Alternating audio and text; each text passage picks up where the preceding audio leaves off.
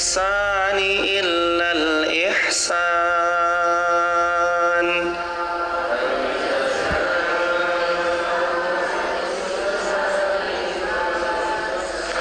Fabi ayyi ala'i rabbikuma tukadziban.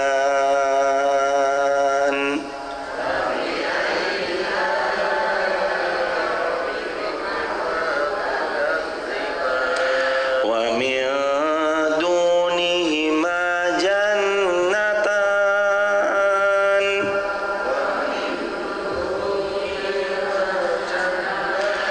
Fabi ayyi ala'i rabbikuma tukadziban.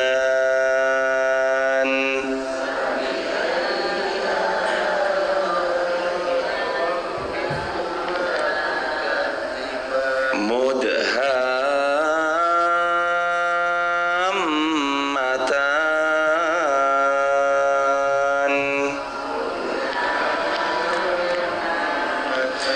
Fabi ayyi ala'i rabbikuma tukadziban.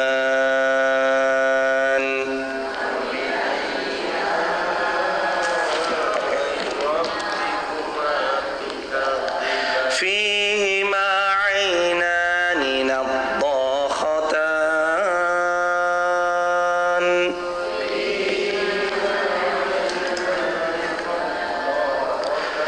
Fabi ayyi ala'i rabbikuma tukadziban.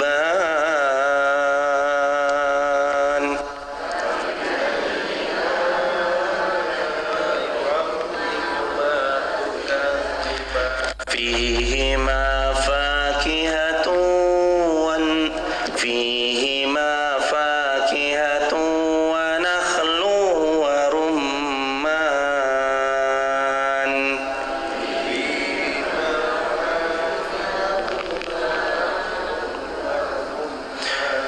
Fabi ayyi ala'i rabbikuma tukadziban.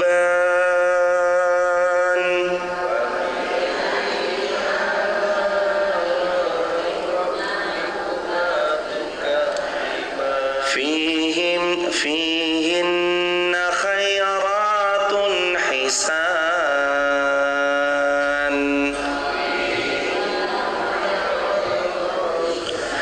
Fabi ayyi ala'i rabbikuma tukadziban.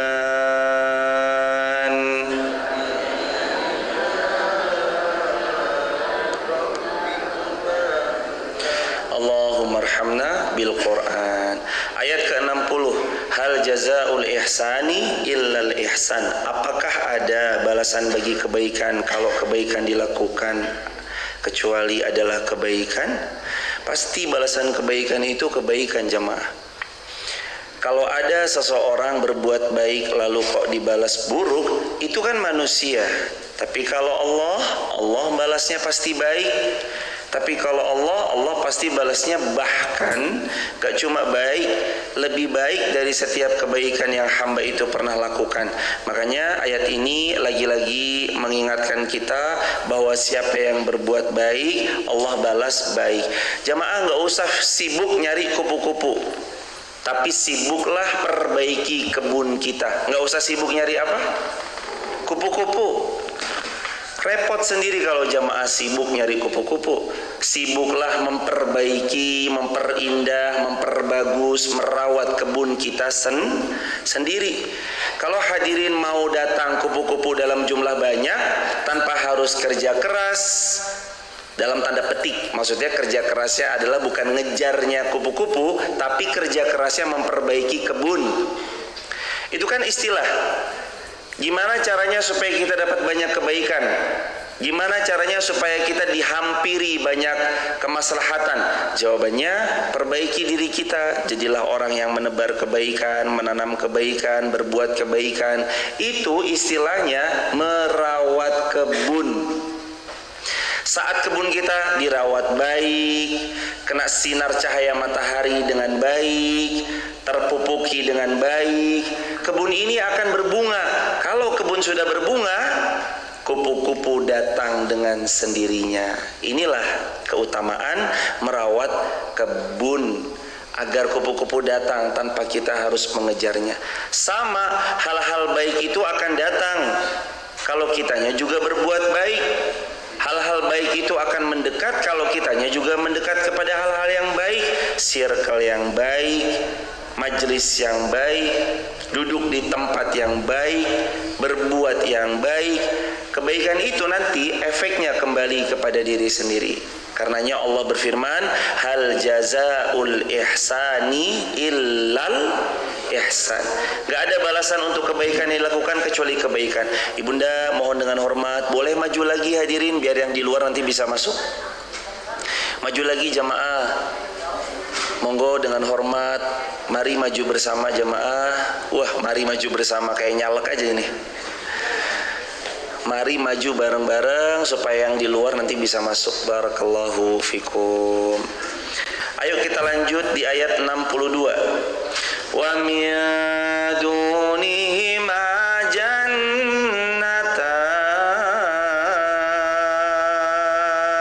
Dan selain dari dua syurga itu ada dua syurga lagi. Syurga Allah luasnya seluas mana hadirin? Allah berfirman, syurganya Allah itu Ali Imran 133.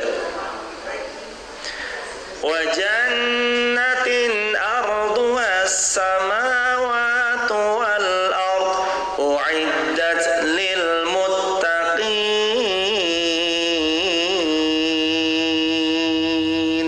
Syurganya Allah itu luasnya seluas langit dan bumi.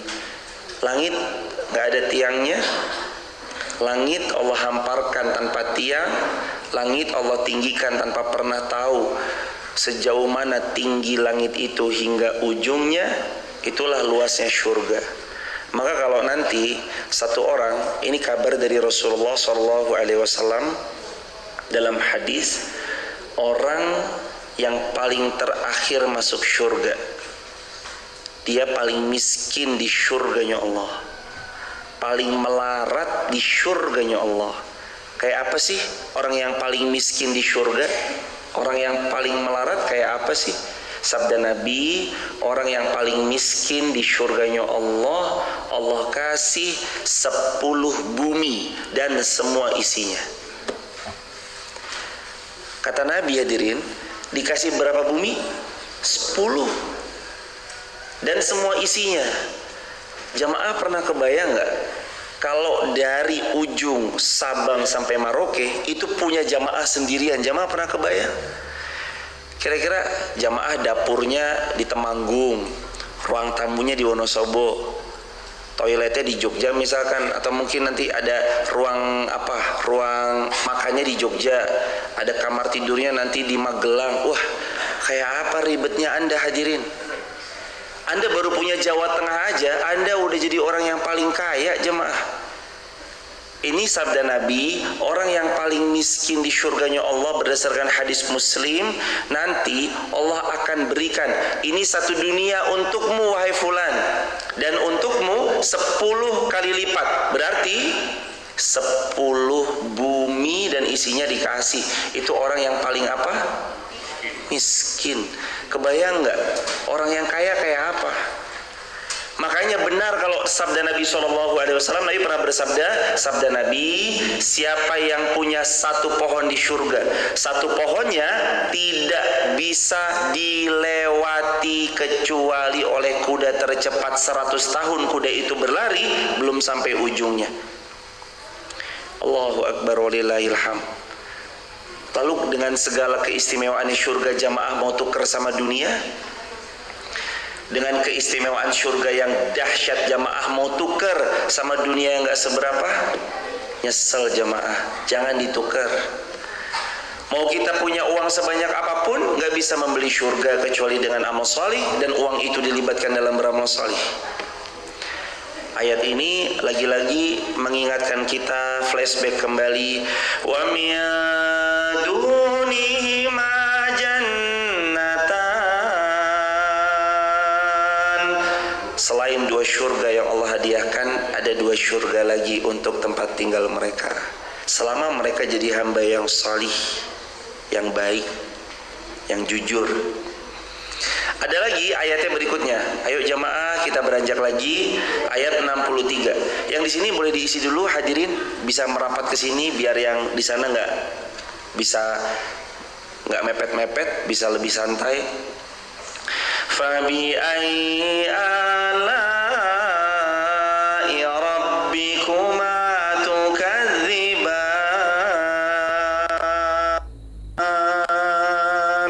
Fabi ayyi ala'i rabbikuma tukadziban.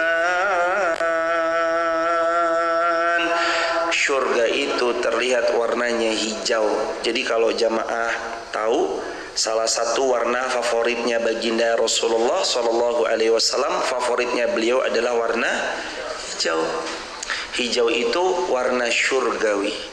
Gambarannya pernah Nabi Ibrahim cerita ketika Nabi Muhammad Shallallahu Alaihi Wasallam itu Isra dan Mi'raj juga. Di antaranya di langit kesekian ketemu Nabi Ibrahim, beliau mengatakan, selamat datang anakku yang salih, selamat datang bibni salih, wahai putraku yang salih.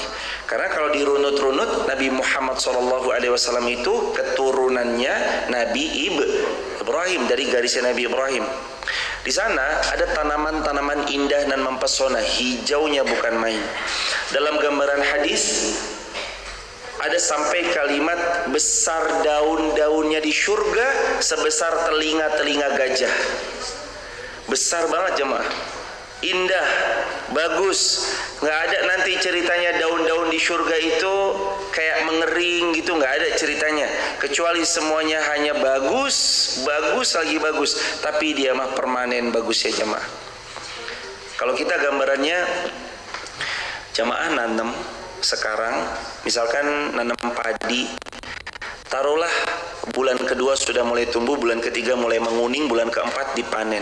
Itu kalau nggak dipanen, didiemin aja sampai 2 tahun, yang terjadi apa sama padinya? Layu, nggak bisa dimanfaatkan. Hidup di dunia seperti itu hadirin. Nggak ada bunga yang benar-benar bersinar sepanjang malam, nggak ada bunga yang benar-benar bisa kita lihat dan kita pandang terus indah sepanjang hari. Nggak bisa. Karena dunia ini sifatnya layu, lain sama surga. Adapun surganya Allah, bunganya nggak pernah sedikit pun rusak, daunnya nggak pernah sedikit pun layu, semuanya seger. Dan bahkan Nabi Ibrahim ini berulang kali amalannya saya spill agar supaya kita mengamalkan. Nabi Ibrahim pernah bilang kepada Rasulullah SAW, wahai anakku yang salih, bilang kepada umatmu, surga itu dataran yang luas, tanamannya indah dan mempesona, dan umatmu bisa membeli tanahnya dengan kalimat subhanallah walhamdulillah wala ilaha illallah wallahu akbar. Ini kalimat sederhana, kurang dari 5 detik, tapi siapa yang mengucap langsung punya tanah di surga. Gak ribet-ribet. Kan kalau mau punya tanah di dunia kan ribet ya jemaah. Harus kerja keras dulu, banting tulang dulu, nabung dulu. Itu pun kadang harganya kita nabung 3 tahun, harapannya beli tanah itu, harga tanahnya udah naik. Harus AJB dulu, harus ke notaris, harus ke desa, laporan ke desa, harus begini, harus begitu. Tunggu prosesnya 6-12 bulan, baru sertifikatnya jadi atas nama kita. Nabi adalah orang yang tampil prima, menjaga penampilan, menjaga perform. Bahkan ada satu hadis yang ini mengindikasikan kita juga harus pelan-pelan belajar menjaga penampilan. Innallaha jamil yuhibbul jamal. Boleh diulangi jamaah? Jamil yuhibbul jamal. Sesungguhnya Allah itu mencintai jamil. Sesungguhnya Allah itu indah. Yuhibbul jamal, mencintai keindahan. Kita penuh keterbatasan. ada ketidakindahan yang mungkin sedikit tergambar, tapi pelan-pelan kita tetap berusaha agar tampil indah, seepik mungkin, sebagus mungkin, seindah mungkin, serapi mungkin, semampu kita. Keindahan itu menggambarkan gimana nanti orang itu. Sekarang kan orang banyak jemaah ya, beliau memfokuskan tampil indah secara fisik, tapi beliau melupakan tampil indah secara batin. Lahirnya indah, batinnya nggak dilihat. Padahal kunci nyamannya seseorang itu, atau kunci orang ini akan senantiasa ada di hati setiap hamba Allah yang lain adalah hatinya baik. Orang kalau cantik, tapi mohon maaf lisannya nggak kejaga, suka bicara hal-hal yang tidak Allah senangi, mau kayak apapun beliau cantiknya, orang nggak akan senang sama beliau. Kenapa? Karena faktornya satu, lisannya nggak terjaga. Orang walaupun biasa tampilannya sederhana, beliau bersahaja, tapi tutur katanya nyaman telinga kita mendengarnya. Kalau bicara selalu menyenangkan hati setiap mereka yang mendengarnya. Hatinya itu yang akan memendarkan kecantikan sehingga dapat orang lain itu menerimanya. Ini kenapa? Karena hatinya baik. Terutama buat ibu-ibu, jangan cuma fokus untuk beli gincu. Jangan cuma fokus beli bedak, mempertebal make up. Fokuslah tangan, lisan, basahi untuk zikir.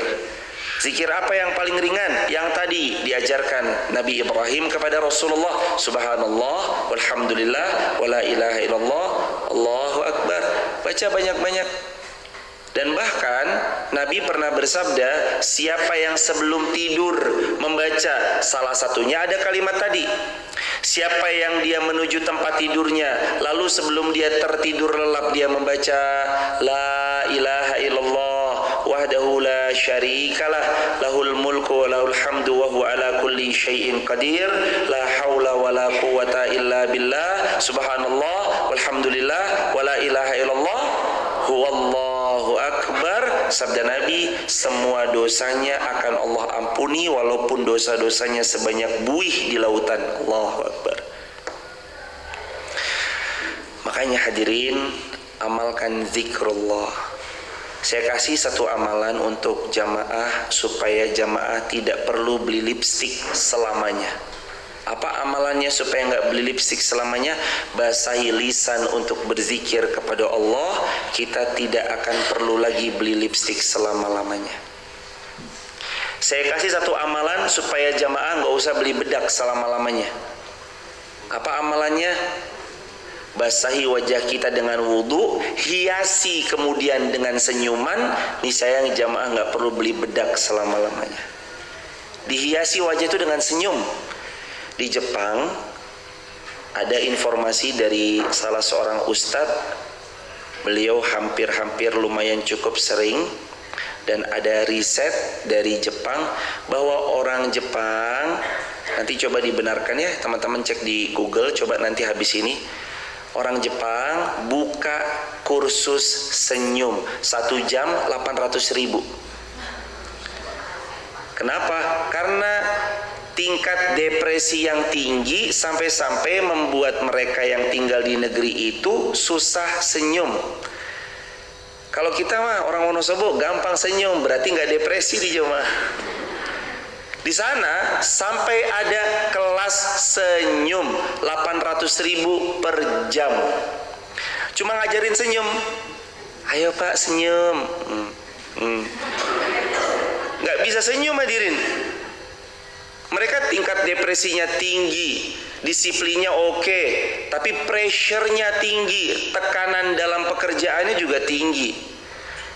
Mereka apalagi mohon maaf, negeri itu negeri yang dikenal mayoritasnya ateis, nggak peduli sama Tuhan, mereka nggak mengakui adanya Tuhan. Akhirnya ketika mereka sedang terbentur masalah, mereka bingung. Kepada siapa nih harus bersandar? Kalau kita jelas, wa ila rabbika farghab, dan hanya kepadakulah kamu berharap. Qul huwallahu ahad, Allahus samad. Katakan Allah itu esa, sungguh Allah tempat kita menambatkan semua harapan. Allahus Samad, Allah tempat kita bergantung. Jadi kapan kita sedang dapat masalah, Allah jadi tempat kita berpulang. Allah jadi tempat kita mengadu. Innama asku bathi wa huzni ilallah. Sesungguhnya ashku bathi wa huzni ilallah. Aku hanya akan mengadukan keluh kesahku, kegundahanku, kebingunganku, kegalauanku, huzni, kesedihanku, ilallah, hanya akan aku adukan kepada Allah. Makanya orang kalau habis sujud nangis, plong hatinya.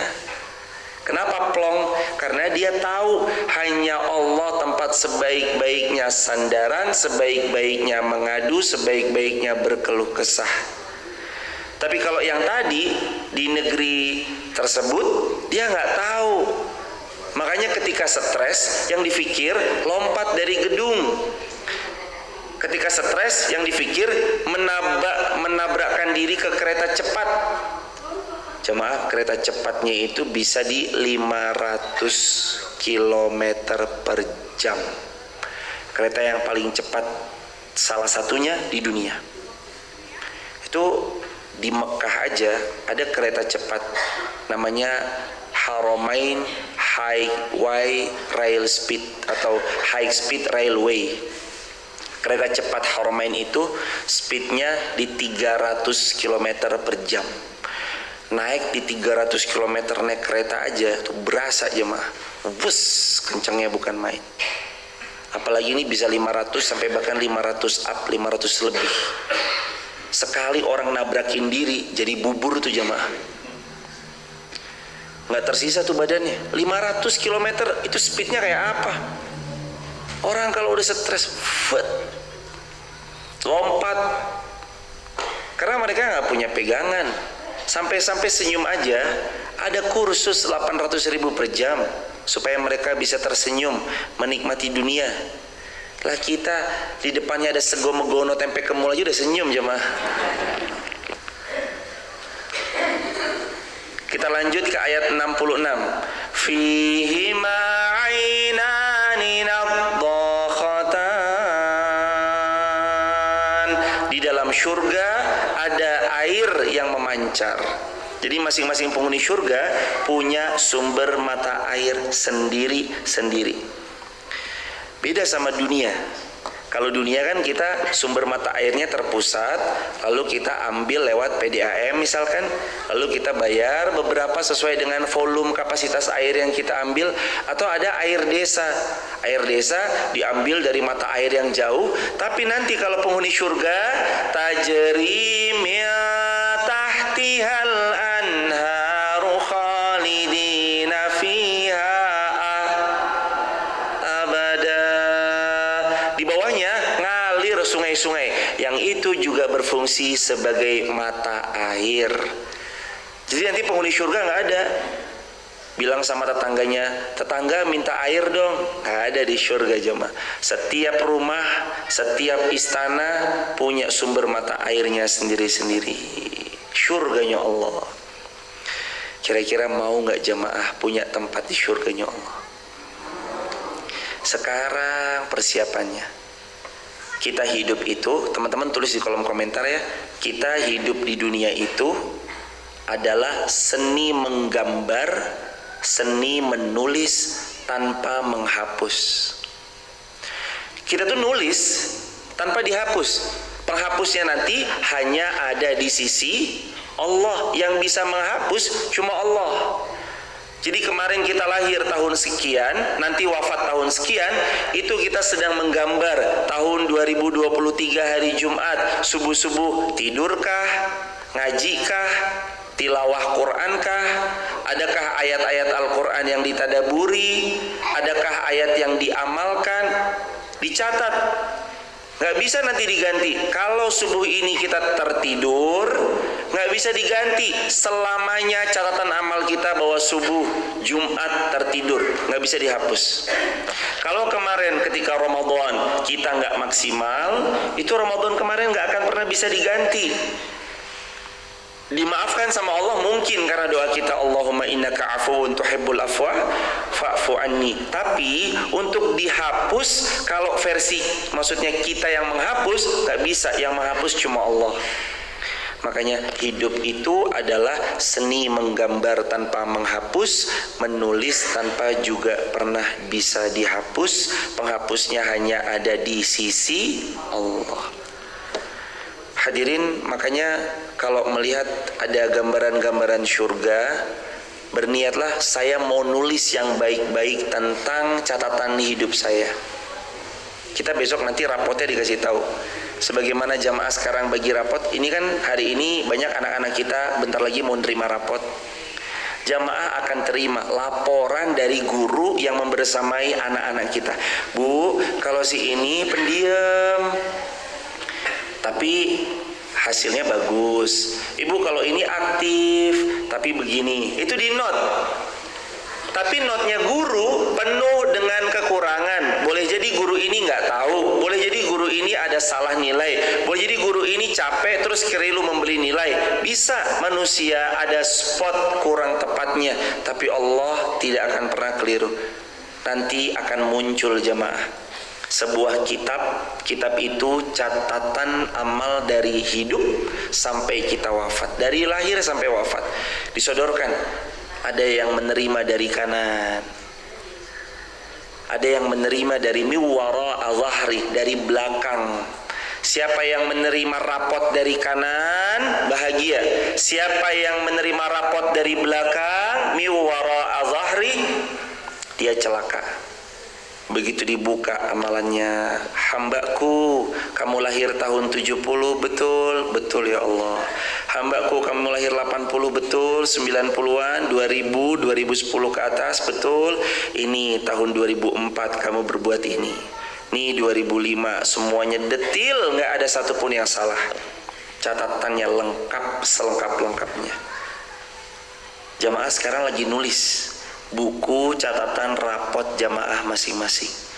Pagi ini kalau jamaah ngaji, maka nanti tertulis di sana Jumat 16 Juni 2023 fulan, fulana beserta putranya, pasangannya berangkat gelap-gelap menuju masjid untuk belajar.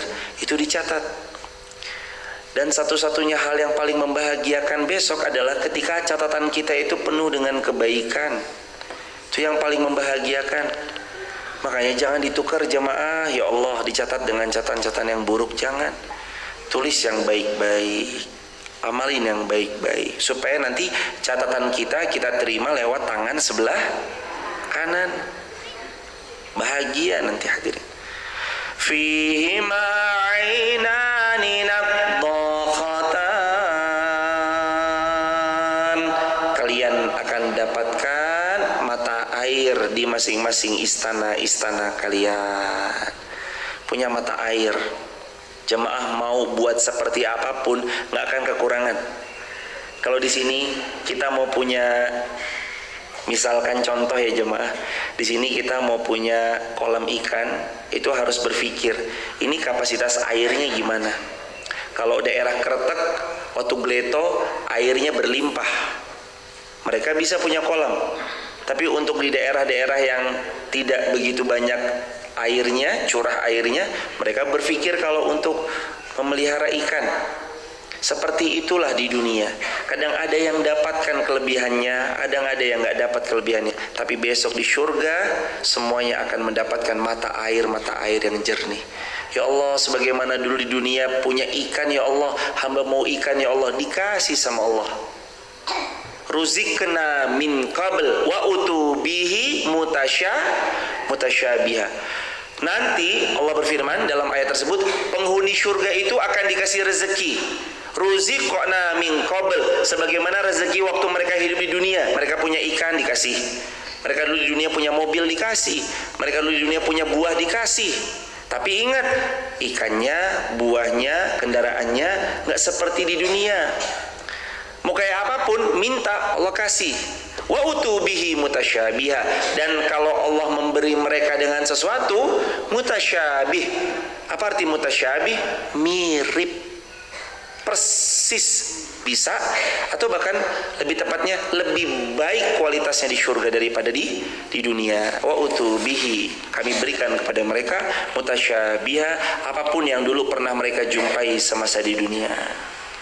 Hadirin, waktu itu makin dekat. Pelan-pelan nanti satu persatu nama kita diambil oleh Allah. Maaf Ustadz, Pak ini udah gak bisa hadir karena beliau sudah berpulang ke pangkuan Allah. Nanti satu persatu yang duduk di bawah ataupun yang kami mohon izin di sini sebentar, kami pun juga akan beranjak berpulang.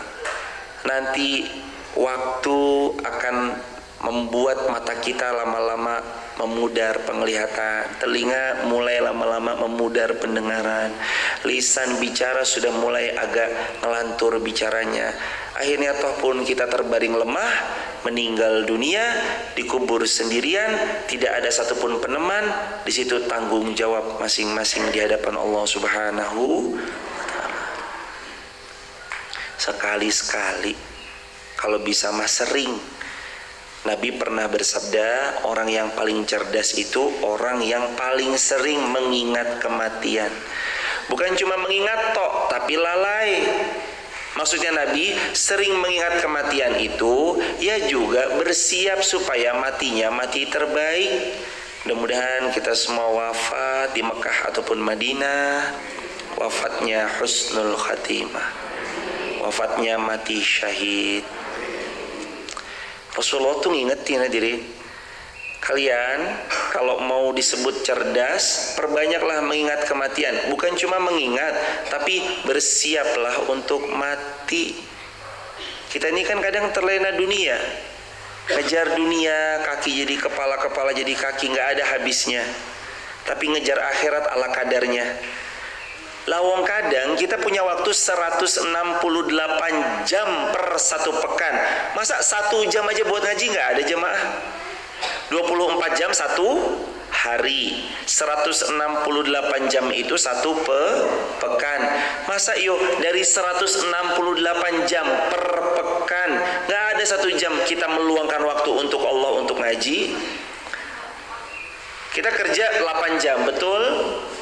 Rata-rata kerja 8 jam, jam 8 sampai jam 4 sore. Itu untuk dunia. Konversinya konversi dunia. Kenapa untuk akhirat kita nggak mau melakukan hal yang sama? Berjuang lebih keras, meluangkan waktu untuk hadir mengaji. Ini nanti bekal kita sendiri hadirin. Allah berfirman, "Faman ya'mal misqala dzarratin khairan yarah wa man ya'mal misqala dzarratin syarran yarah." Kamu berbuat baik, aku sempurnakan kebaikan walaupun sebesar zarrah, sebutir debu, yang lebih kecil daripada itu bahkan. Kalian berbuat buruk, abai, Allah juga akan balas walaupun keburukannya sebesar biji zarrah.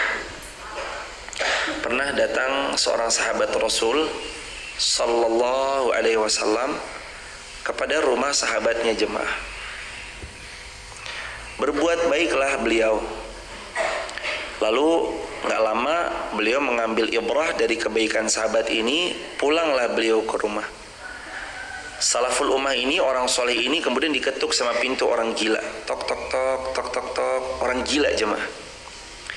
Dibuka sama anaknya, bapaknya bilang, "Wahai anakku, siapa di luar?" "Orang gila wahai ayah, majnun." Lalu orang gila ini ngasih isyarat, "Lapar, lapar, mau makan, mau makan." Sahabat ini, orang soleh ini, terus beliau bilang sama anaknya, "Anakku, tunggu sebentar ya, papa bilang sama mama dulu," kalau bahasa kitanya. Dia bilang sama istrinya, "Wahai sayangku, apa yang kamu masak yang terbaik hari ini? Saya lagi masak ini, bungkus semuanya, kasih ke orang gila." Dibungkus semuanya jemaah, kasih ke orang gila. Istrinya heran, kita kan makan mau yang terbaik buat kita, Saya masak yang terbaik juga supaya anak kita makan.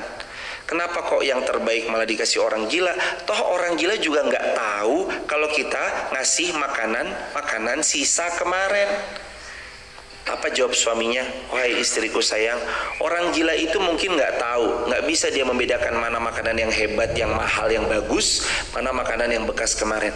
Tapi Tuhannya orang gila itu tahu apa yang kita kasih kepada hambanya yang gila tersebut. Allahu Akbar. Benar-benar menampar jemaah. Kadang kita begitu jemaah. Apalagi kalau atasan kepada bawahan. Kalau bawahan sama atasan mungkin beda.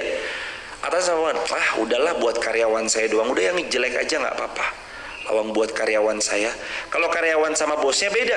Wah ini buat bos harus yang terbaik. Kadang begitu manusia, ngasih ala kadarnya. Padahal kalau kita pun ngasih sama orang gila, ngasih yang terbaik dari yang kita punya, Allah tahu walaupun orang gila itu nggak tahu. فَمَنْ يَعْمَلْ مِثْقَالَ ذَرَّةٍ خَيْرًا يَرَهُ وَمَنْ يَعْمَلْ مِثْقَالَ ذَرَّةٍ شَرًّا يَرَهُ.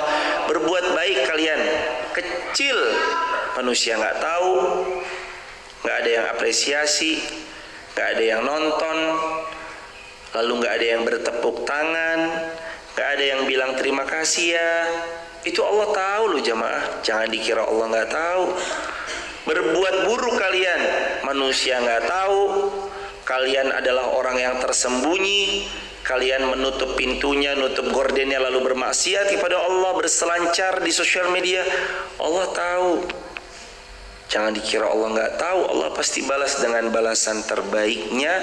Allah juga akan membalas keburukan bagi mereka-mereka yang berbuat buruk karena ulah mereka sendiri, bukan karena Allah zalim. Bukan. Wa mallahu bizalamil lil abid.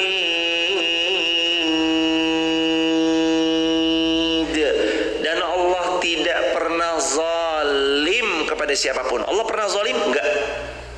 Allah nggak pernah zalim kepada siapapun. Allah nggak pernah zalim.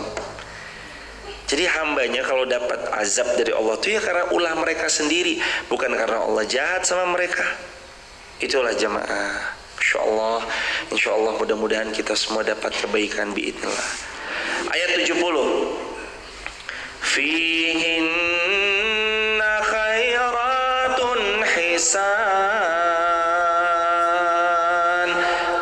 Surga ada bidadari baik-baik dan cantik jelita. Jamaah, kalau ibu-ibu nanti takut kalah saing, nanti bidadari pasti glowing nih bidadari. Lah saya kalah saing dong. Ibu dengar nasihatnya Rasulullah SAW. Sabda Nabi, perempuan siapapun yang hidup di dunia, ketika dia menjadi penghuni surga, maka semua bidadari lewat dia tuh kualitasnya di atasnya semua bidadari surga. Jadi kita maksudnya semua perempuan dunia, ketika nanti perempuan dunia menjadi penghuni surga, sabda Nabi, speknya atau kualitasnya di atas semua bidadari surga yang Allah sengaja cipta. Allahu Akbar. Jadi kualitasnya hadirin yang muslimah ketika nanti masuk surga di atasnya bidadari. Nggak usah takut kalah saing jamaah. Bidadari yang lu'lu' wal marjan, bidadari yang nggak pernah disentuh, bidadari yang nanti perawan, bidadari yang nanti cantik, jelita, matanya indah dan segala macamnya. Itu semua lewat sama perempuan dunia yang masuk ke dalam surganya Allah. Lewat semuanya. Jadi hadirin gak usah khawatir hadirin. Suami hadirin nanti akan menjadi pasangannya hadirin di surganya Allah kalau dua-duanya ahli surga. Lah pertanyaannya, kalau saya menikah 3 kali, menikah misalkan 2 kali, sama suami yang mana nanti saya akan mendampingi dia? Suami yang mana? Kata Nabi, sabda Nabi, dia akan bersama suaminya yang paling salih. suaminya yang paling salih. Dia akan mendampingi suami yang paling salih. Nanti Ustadz, suami tetap dapat bidadari. Dapat, karena maha baiknya Allah. Saya cemburu dong nanti. Di surga nggak ada cemburu. Di surga nggak ada dengki. Di surga nggak ada hasad. Di surga yang ada cuma illa qila salama salama. Di surga nggak ada ucapan illa kecuali salaman salama. Ucapannya selalu baik, selalu baik, selalu baik, selalu ucapan yang mendamaikan, salam menyelamatkan. Jadi nggak ada, Mas, jangan sama bidadari itu Mas, aku cemburu loh. Di surga nggak ada begitu hadirin. Semua hati penghuni surga tuh bersih bersih.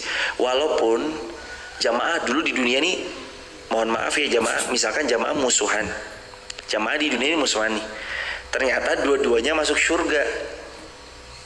Jamaah yo masuk surga, ini musuhnya jamaah misalnya ya masuk surga, padahal di dunia ini nggak, pokoknya nggak dekat, nggak apa, pokoknya gitulah, karena pernah terjadi satu pengkhianatan dalam amanah misalkan dan segala macam gitu. Terus ternyata dia taubat nih, dia masuk surga, jamaah masuk surga, ketemu di surga akur, akrab, nggak ada dengki, nggak ada iri, nggak ada hasad.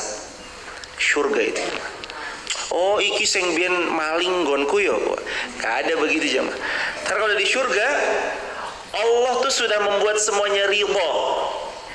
Tapi kan dia dulu maling Ustaz, dia dulu maling punya saya. Nanti Allah tetap akan buat perhitungan. Dulu yang dimaling berapa? Misalkan yang dimaling 10.000 atau 100.000 gitu. Nanti pahalanya dia senilai 100.000 tuh ditransfer ke kita, sehingga membuat kita tuh ridho. Oh ya udah, kalau di sini sudah dibayar, saya sudah ridho. Makanya kalimat penghuni surga Allah kan tanya, wahai penghuni surga, ridho kalian sama surgaku? Semua penghuni surga akan jawab, kami ridho ya Allah. Apalagi yang kalian mau? Kami nggak mau apa-apa lagi ya Allah, sudah banyak nikmat darimu ya Allah. Apakah kamu mau dapat nikmat yang lebih dari itu? Mau ya Allah. Nikmat apa itu? Melihat Allah tanpa hijab. Lalu semua penghuni surga bisa melihat Allah tanpa ada hijab pembatas. Allah itu kenikmatan yang paling tinggi yang cuma bisa dimiliki oleh penghuni surganya Allah Subhanahu wa taala. Melihat Allah tanpa hijab. Hadirin jamaah yang dirahmati Allah, aduh, semakin hari makin deket jemaah. Kami tuh ngerasa kok kayaknya makin hari itu makin deket banget. Tetangga kanan pelan-pelan diambil, orang terdekat pelan-pelan diambil, teman-teman sudah pelan-pelan diambil. Dulu jamaah yang sering duduk paling depan, tiba-tiba dapat kabar, tahu-tahu berpulang. Padahal beliau tuh sering kajian perempuan muslimah tuh pasti kalau duduk paling depan. Tapi beliau wafat berpulang. Kita nunggu gilirannya. Waktu itu kian mendekat. Jamaah nanti kalau punya dunia, tunggangi dunia untuk dapatkan surga ya jamaah. Jangan terlena sama dunia, karena dunia nanti mah sifatnya genggaman yang sebentar. Punyailah rumah, berapa lama tinggal di situ? Paling setahun, 2 tahun, 10 tahun, 20 tahun.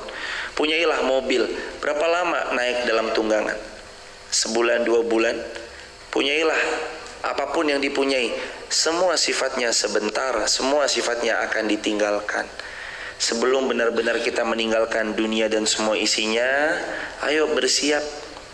Nanti kalau udah masuk surga tuh semua capek, nggak ada lagi. Jamaah di dunia paling miskin, melarat, pol, fakire, sangat fakir banget. Tapi detik pertama jamaah masuk surga, ingat tadi manusia yang paling miskin masuk surga adalah punya berapa bumi dan seisinya? 10. Itu hadis sahih riwayat Muslim. Kebayang nggak jamaah? Ini sak bumi ini nih semuanya punya jamaah 10 kali lipatnya. Itu orang yang paling miskin. Lawang jamaah punya Indonesia, sak Indonesia punya jamaah aja, jamaah udah paling kaya. Freeport punya jamaah-jamaah udah paling kaya, ini apalagi dunia, satu bumi punya hadirin, ini 10. Itu orang yang paling miskin. Jadi udah gak apa-apa hadirin, sebentar capek, gak apa-apa ngaji sebentar capek, sejam duduk, gak apa-apa baca Quran semenit 2 menit, gak apa-apa baca ini, gak apa-apa berbuat baik, gak apa-apa bersedekah 1000 2000. Itu toh pun untuk diri kita sendiri. Allah berfirman, setiap sedekah yang kalian keluarkan, mohon maaf, Nabi bersabda, siapapun yang bersedekah, dari setiap sedekah yang dia keluarkan, sedekah itu akan menjadi syafaat. Sedekah itu nanti menjelma jadi awan yang menutup dari panasnya matahari. Semakin besar perjuangan kita, prosentase sedekahnya, maka nanti awan itu makin tebal. Ya, mungkin kita yang prosentase sedekahnya baru 1%, ya nanti awannya tipis, masih panas-panas. Yang sedekahnya sudah 50%, nanti pelan-pelan makin tebal. Kan al-jaza min jinsil amal. Allah beri balasan sesuai dengan amal perbuatan. Persentase itu bukan tentang nominal semata. Karena ada orang sedekahnya 2000, ternyata itu 50% yang dia punya. Ada orang sedekahnya 1 juta, ternyata cuma 1% dari semua keseluruhan harta. Maka bukan cuma tentang berapa nominal, tapi berapa pengorbanan yang dikorbankan. Besar nggak dia berkorban? Beda. Jamaah yang datang ke sini datang dari jauh, ada yang dari desa yang jauh di sana, ada yang jalan kaki. Saya sempat kemarin pulang sampai Pahlawan tuh ada yang jalan kaki ya. Ibu ada yang dari Pahlawan ya? Ada, Masya Allah, bawa goodie bag, Masjid Muhammad Al-Fatih bertiga jalan sampai Pahlawan Bu, Masya Allah, Ibu sehat terus ya Bu, Masya Allah, lancar semua jamaah, sehat lancar, penuh keberkahan dari Allah. Pengorbanannya beda jamaah. Kalau yang jauh aja, gelap-gelap malam-malam mau datang ke masjid, harusnya yang dekat lebih bersemangat. Lam yaqmishunna insun qablahum wala jan.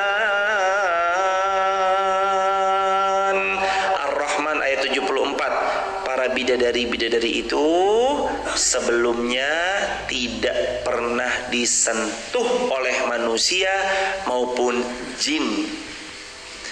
Original masih segel, dia belum disentuh sama manusia atau bangsa jin.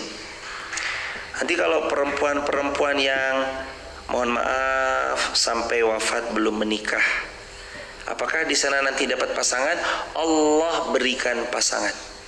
Makanya ada kalimat, kalau memang jodohku belum adalah makhluk bumi, semoga nanti jodohku adalah makhluk syurganya Allah. Karena ada jamaah, nggak semua orang seberuntung kita.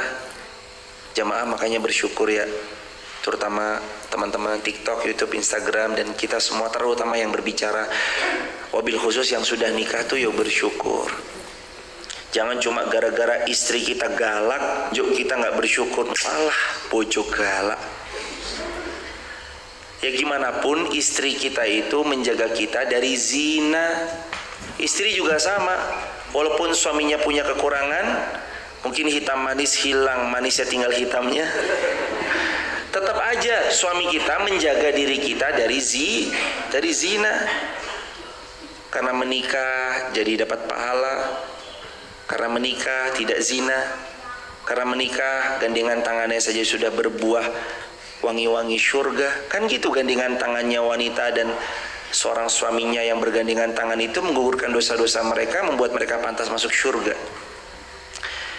Mau suami galak, suami pelit, atau istrinya galak, istrinya pelit, tetap beliau menjaga kita, menutup aib-aib kita, menjauhkan kita dari perbuatan yang tidak Allah sukai. Makanya nanti kalau ada penghuni surga, kok dia jomblo, nanti dia di sana dapat pasangan. Dan umurnya, ini buat ibu-ibu yang udah punya cucu, kalau nenek nanti bertanya, nanti aku di sana jadi nenek-nenek ya? Enggak. Sabda Nabi, semua penghuni surga itu nanti enggak ada yang nenek-nenek, enggak ada yang kakek-kakek. Semua yang nenek-nenek wafat, kakek-kakek wafat, dibangkitkan menjadi penghuni surga, umurnya sama. Berapa tahun? 33 tahun. Umurnya sama. Nanti saya kelihatan muda dong. Iya, bukan cuma muda. Bahkan nanti ini ceritanya ada dalam hadis Muslim sahih. Bahkan nanti Allah sediakan pasar di surganya Allah. Siapa yang masuk pasar tambah ganteng pulang dari pasar. Siapa yang masuk ke pasar pulangnya tambah cantik. Beda kan sama pasar dunia? Ganteng, dandan, cantik, masuk pasar, pulang-pulang, wah, macam-macam. Ada di hadis Muslim, Nabi SAW cerita akan Allah ciptakan satu pasar, kalian yang memasukinya pulang keluar dari pasar tambah ganteng, tambah cantik, tambah memukau. Jadi nanti jamaah ketika masuk pasar tuh nggak usah ragu lagi. Ada bau, ada apa? Ahlan mas barakallahu fikum. Ada bau, ada apa? Nggak perlu ragu lagi. Semua keluar dari pasar cantik jelita, tampan rupawan, dan memukau semuanya. Inilah surganya Allah. Lalu ayat 76, lanjut 76 ya jamaah. Muttaqiina ala rafrafin khudri wa abqarin hisan. Bersandar pada bantal-bantal yang berwarna hijau. Bantalnya tebal, bahkan empuknya bukan main, dan permadani yang indah lagi bermata jeli. Dan permadani itu karpet, bukan bidadari ya, mohon maaf. Permadani yang indah lagi tebal luar biasa. Karpetnya tebal, sininya tebal. Surganya Allah. Mudah-mudahan kita semua berkumpul di sini, berkumpul kembali besok di surganya Allah. Allah ampuni semua dosa-dosa kita, Allah maafkan kesalahan-kesalahan kita, Allah hapus semua kita di masa lalu dengan keliru-kelirunya, dan semoga kita semua istiqomah, wafatnya mati syahid, wafat di Mekah Madinah, dan wafat husnul khatimah. Amin ya rabbal alamin. Itulah gambaran-gambaran surga. Semoga besok kita memasukinya. Amin ya rabbal alamin. Baik jemaah, kita buka tanya jawab. Waalaikumsalam warahmatullahi wabarakatuh. Ustaz mau bertanya, dalam hadis riwayat Muslim, Rasulullah Sallallahu alaihi wasallam, sesungguhnya ada seseorang melakukan amalan-amalan ahli surga seperti orang-orang pihaknya, padahal ia termasuk penghuni neraka. Dan sesungguhnya ada seseorang yang melakukan amalan-amalan ahli neraka seperti yang terlihat orang-orang, padahal ia termasuk penduduk surga. Nah ini maksudnya seperti apa? Ya, maksudnya seperti apa, dan bisa ada contoh-contohnya. Jazakumullah khairan. Amin ya rabbal alamin. Assalamualaikum warahmatullahi wabarakatuh. Nanti Rasulullah SAW menjelaskan lebih detail. Innamal a'malu bil khawatimiha. Sesungguhnya tiap-tiap kalian nanti tergantung amal penutupnya.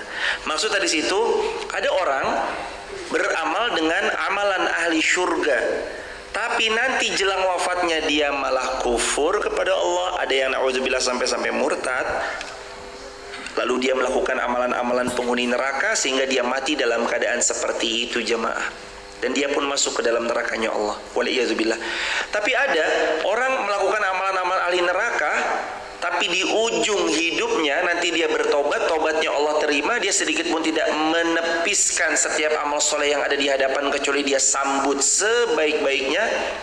Bahkan ada terkenal kisah hadis Bukhari, seorang wanita ini menjajakkan dirinya pada laki-laki hidung belang, wanita pelacur ini, lalu kemudian sebelum wafatnya bertaubat. Dia setelah bertobat dia tidak menyepelekan amal soleh, sampai bahkan pun anjing yang haus dia kasih minum. maka Allah terima tobatnya, Allah ridho sama amal solihnya. Bahkan anjing pun kehausan dia kasih minum, artinya dia tidak menyepelekan sekecil-kecilnya beramal walaupun kepada seekor anjing, maka Allah ridho padanya, Allah terima tobatnya, dia pun masuk surganya Allah Subhanahu wa taala. Hadis tadi sedang memotivasi kita supaya istiqomah sampai akhir husnul khatimah. Jadi kalau sekarang udah ngaji, istiqomah jamaah, ajak yang lain jamaah. Kalau jamaah sekarang udah ngerasa aduh nyaman, tenang, nanti besok datang Sabtu ngaji ba'da maghrib sampai isya, datang, ajak yang lain supaya kita istiqomah. Dan hadis tersebut menganjurkan supaya amal solehnya kita itu terus dijaga sampai akhir hidup kita. Jangan sampai nanti sekarang ngaji, besok tahu ini STNK sudah tua nakal kembali. Sekarang udah soleh nih, udah ngaji, makmurin masjid, datang kajian, makin tua, tua-tua keladi, semakin tua semakin jadi. Jangan hadirin. Kalau udah tobat terus istiqomah. Seperti itulah ibunda hadisnya. Barakallahu fikum. Ayahanda terakhir, silakan ayahanda. Fadhol, mikrofonnya boleh? Cukup, silakan ibunda. Waalaikumsalam warahmatullahi wabarakatuh. Minta penjelasan berhubungan dengan masalah infak. Beberapa hadis ataupun riwayat, bahkan seperti Abu Bakar As-Siddiq itu ketika ditanya itu semuanya untuk agama, tidak tersisa. Ketika ditanya bagaimana dengan istri dan anak-anakmu, maka jawab Abu Bakar As-Siddiq, saya serahkan kepada Allah dan Rasulnya. Kalau kita lirik kepada ayat ataupun surat Al-Furqan, surat yang ke-25, walladzina idza anfaqu lam yusrifu wa lam yaqturu wa kana baina dzalika qawama. Ini minta penjelasan sebenarnya yang seperti apa sebagai seorang muslim, apakah boleh ketika tadi digambarkan contoh sahabat tidak punya apa-apa diberikan kepada orang lain sementara keluarganya butuh. Jaya Tuhan Kasiron atas jawabannya, mudah-mudahan diberkahi Allah Subhanahu wa taala. Amin ya rabbal alamin. Jawabannya dilengkapi dengan Quran surah 4 An-Nisa ayat 34. Ar-rijalu qawwamuna 'alan nisa. Seorang laki-laki bila mana telah memiliki keluarga, maka kewajibannya adalah menafkahi keluarga, itu yang utama. Perkataan Sayyidina Abu Bakar benar dalam sebuah riwayat, aku tinggalkan untuk keluargaku Allah dan Rasulnya. Tapi ulama mendetilkan bahwa beliau juga meninggalkan apa yang menjadi kewajiban beliau sebagai seorang kepala rumah tangga. Nggak terus kemudian kita sibuk dengan akhirat, anak istri kelaparan di rumah, wes Allah nanti yang ngatur. Betul, tapi jangan lupa nggak boleh dibenturkan antara ikhtiar sama syariat. Takdir sama syariat nggak boleh dibentur.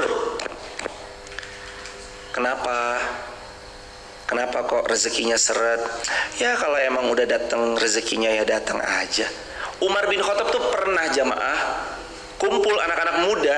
Anak-anak muda habis sholat Jumat, anak-anak muda kumpul ngobrol nggak jelas, ngobrol aja gitu. Kata Umar, kenapa kamu ngobrol? Wahai Umar, nanti kalau datangnya rezeki pasti datang. Pergi kalian bekerja di luar sana. Jangan menjadikan itu sebagai orang yang nanti membuat kalian meminta-minta. Jadi nggak boleh membenturkan antara takdir dikit-dikit. Kenapa kok miskin? Takdir. Kenapa nyuri? Takdir. Loh, kok kenapa nyuri? Takdir. Kenapa miskin? Takdir. Sedangkan orang bisa berusaha untuk bekerja, mengangkat dirinya supaya terhormat, tidak meminta-minta. Nggak boleh jamaah dibenturkan antara syariat. Perintah Allah, ayo penuhi kebutuhan nafkah. Nanti sisa yang lain gimana? Kan seperti Sayyidina Abu Bakar. Sayyidina Abu Bakar menyerahkan semuanya, tapi beliau juga sudah punya pos untuk keluarganya. Maksud daripada ku tinggalkan Allah dan Rasulnya adalah aku sudah tanamkan iman yang walaupun sedikit yang ku tinggalkan untuk keluarga, mereka akan tetap bersyukur karena iman. Mereka bersyukur karena iman. Jadi hadirin, ini benar.